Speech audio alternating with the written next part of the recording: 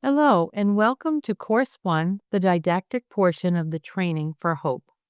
The Hospice Outcomes and Patient Evaluation, or HOPE, is the new hospice data collection tool. This virtual training program is presented by CMS to prepare you for national implementation. Part 1 will provide an overview of the training and an introduction to HOPE.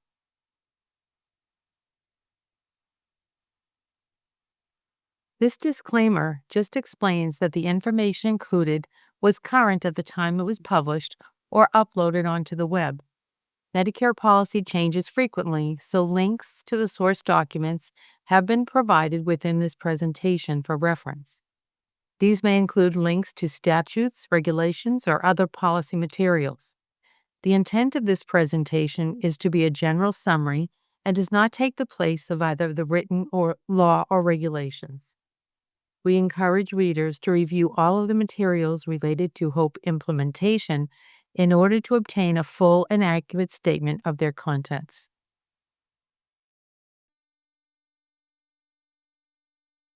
So here are the objectives for this lesson. At the end of Part 1, you should be able to describe the design of the HOPE virtual training program, discuss the timeline for the national implementation of HOPE, identify who can collect or complete HOPE data collection, explain the data collection time points and the symptom follow-up visits, or SFVs. You should also be able to list 3 resources to learn more about HOPE. My name is Brenda Karkas. I'm a senior associate at APT Global. I'm also an RN with many years of clinical and administrative experience, including inpatient, community health, hospice, and oncology. I currently serve on the board of directors for the Hospice and Palliative Care Federation of Massachusetts.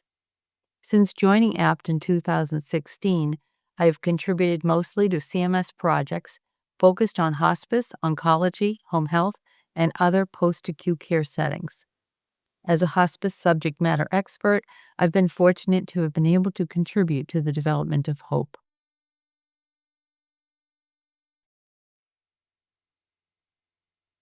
There are many acronyms used throughout this presentation, including new ones related to HOPE. The link on this slide will bring you to a list of common acronyms used for the Hospice Quality Reporting Program.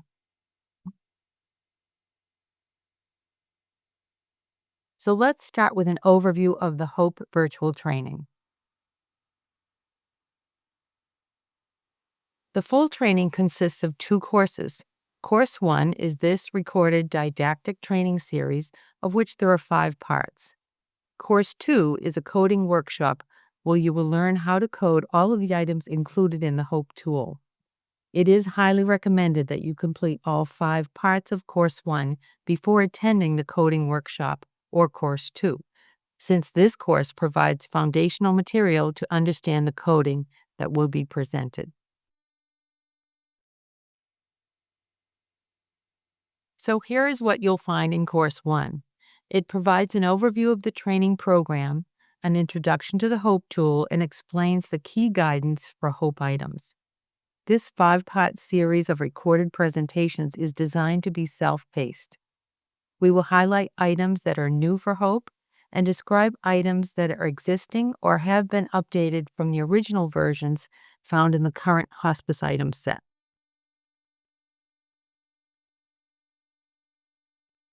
As I mentioned, we're currently in Part 1, the training overview and introduction to the HOPE tool. Part 2 will cover Section A, the administrative information. Part 3 will cover Sections F, preferences, and I, active diagnoses. Part 4 is all about Section J, health conditions, and this section has several new items. Part 5 will cover Section M, an entirely new section focused on skin conditions. Then, and medications, and lastly, Section Z, record administration.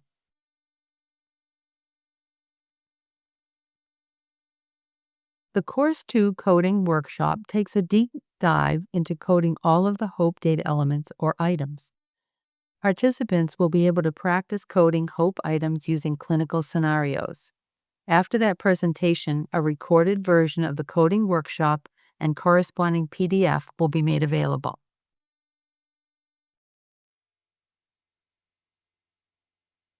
So to add clarity, you will see a variety of reference icons placed throughout both courses to ease recognition and to assist you in understanding the content. These icons will tell you if the content has been revised, is entirely new, or is unchanged. The icon in blue and white will specify the data collection time points for each of the items. Since this course cannot repeat everything included in the HOPE Guidance Manual, the icon with the little house is directing you to refer to the HOPE Guidance Manual for full details and many more examples on how to complete HOPE data collection. Now let's talk about the HOPE tool. So what is HOPE?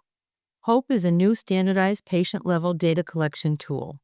HOPE still maintains many of the original items from the hospice item set. Actually, more than half will be very familiar. But with HOPE, CMS has added new assessment-based items. That means these new items are to be collected at the time of the visit. Once implemented, HOPE data will be used to enhance the Hospice Quality Reporting Program, otherwise known as the HQRP. Hospices will begin collecting data using HOPE on October 1st, 2025. Since HOPE just contains items that contribute to evaluating hospice quality, HOPE does not replace a thorough clinical assessment of each patient or dictate sound clinical practice or clinician judgment. Now let's go through the different sections in HOPE. On this slide, you can see in red what has changed. Section A, Administrative Information, contains some new items.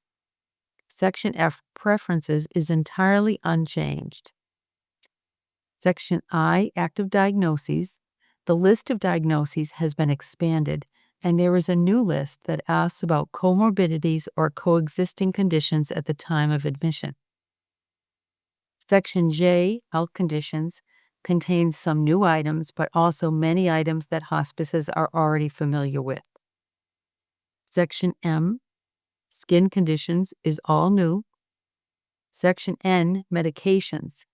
These items are unchanged. However, they will now be collected at the new HUV time points in addition to at admission. And Section Z, Record Administration, contains one new item.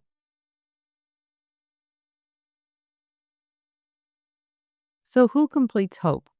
Any appropriate staff member may collect HOPE data applicable to their role. New HOPE items require data collection during the routine clinical assessment visits. For example, a registered nurse would be an appropriate staff member to complete HOPE items related to a skilled nursing assessment. A licensed practical nurse, LPN, or licensed vocational nurse, LVN, may complete the in-person symptom follow-up visit, or SFV.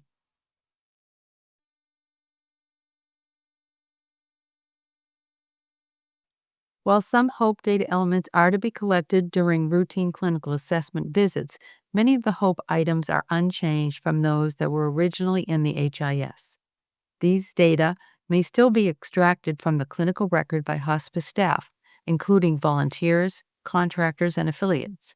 One example of this are the preference items, where staff might be researching the date of the first discussions about preference regarding hospitalization or life-sustaining treatments. Now let's move to the HOPE time points. The time points for HOPE data collection are the following: admission, 2 HOPE update visits, and discharge. HOPE update visits are referred to as HUV1 and HUV2.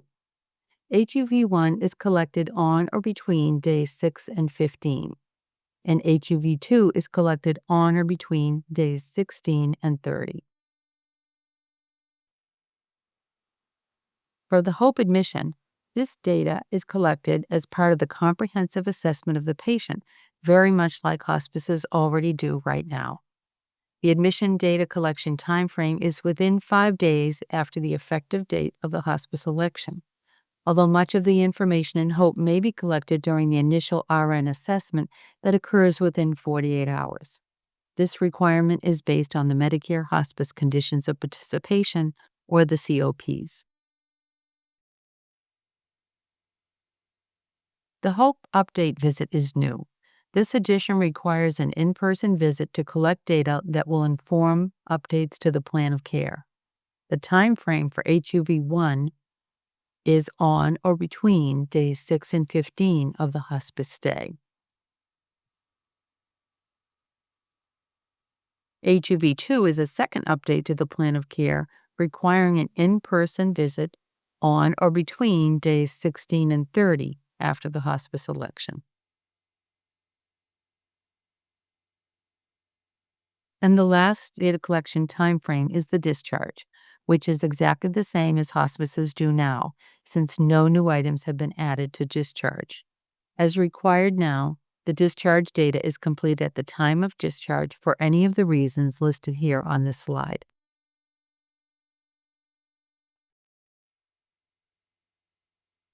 So here's a graphic depicting all of the time points for HOPE. Since patient stays in hospice vary, the length of stay will determine the number of time points a hospice will submit.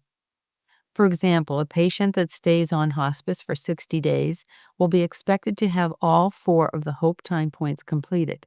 That will include the admission, HUV1, HUV2, and the discharge whenever that occurs. However, if a patient is only on hospice for 2 weeks, the hospice will only submit the admission, the first HUV if completed, and then the discharge.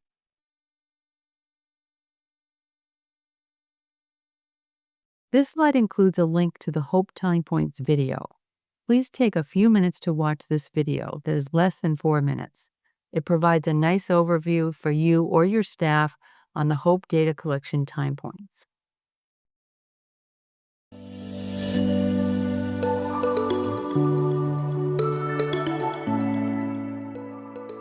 As of October 1st, 2025, the Hospice Outcomes and Patient Evaluation, or HOPE, will replace the current Hospice Item Set, HIS.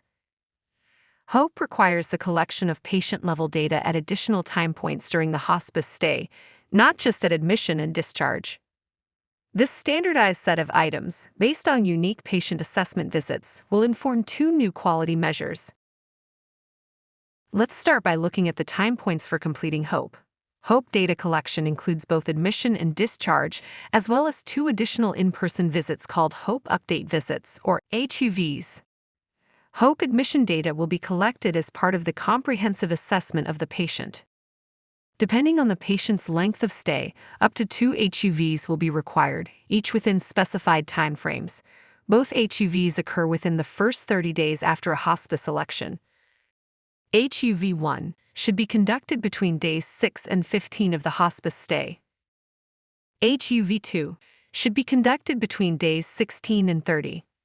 Finally, HOPE discharge data are collected at the time of the discharge. Please note, HOPE data collection may include up to 4 records for each hospice admission. HOPE includes 2 new standardized patient assessment data elements, J2051 Symptom Impact and J2053 SFV Symptom Impact.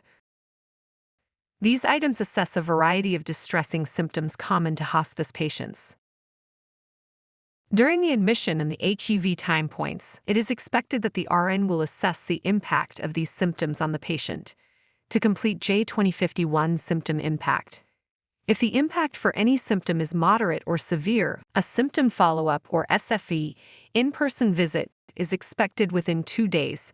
To complete J2053 SFE Symptom Impact, for example, Mrs. L was admitted to your hospice 10 days ago, and you are completing the first HUV.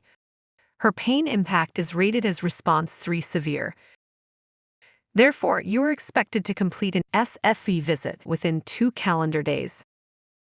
The timely submission of HOPE data for all of these time points will be a factor in determining a hospice's compliance with the HQRP requirements. To be compliant, 90% of HOPE records must be submitted by the submission deadline. The deadlines for each time point are as follows: 30 calendar days from the admission date, 30 calendar days from the completion date of each HUV time point, and 30 calendar days from the date of discharge. Let's review. Beginning October 1st, 2025, hospices will collect data using HOPE at distinct time points to inform new quality measures. In addition to collecting data at admission and discharge, hospices will be required to complete up to 2 HOPE update visits within specified time periods, depending on the patient's length of stay. If any symptom impact is rated moderate or severe, during the admission or either HUV, a symptom follow-up visit is completed within 2 days. To learn more about the HOPE tool, visit the HOPE page on the CMS HQRP website.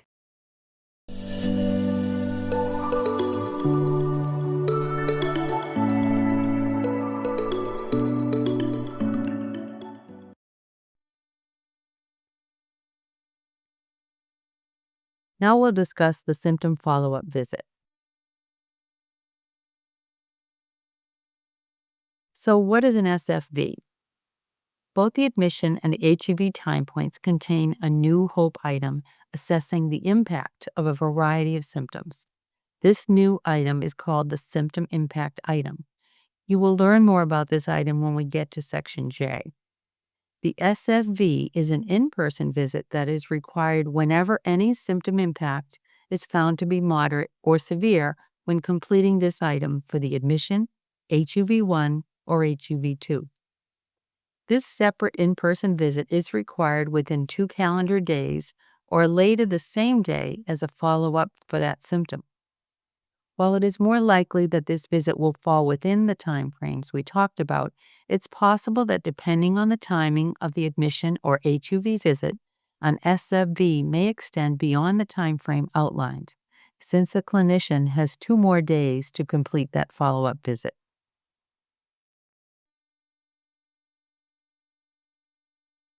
CMS heard from providers concerned about the burden to complete these follow-up visits.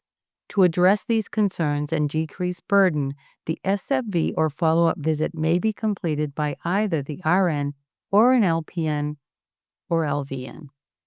The need for a follow-up visit is determined by the presence of moderate or severe symptoms only when completing the admission or an HUV time point visit. So depending on the length of time a patient's on hospice, there may be up to 3 SFVs required over the course of the hospice stay.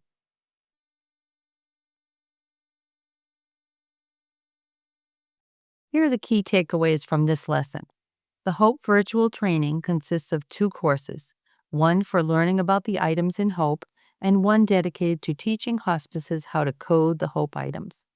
HOPE data are collected at 4 distinct time points, depending on the length of the hospice stay. And the SFV is a new requirement for a follow-up visit expected to occur within 2 calendar days. But this is only if triggered by a moderate or severe symptom impact during the HOPE admission assessment or one of the 2 HUVs. We encourage you to review the HOPE guidance manual for all the details about these time points and the items contained in HOPE.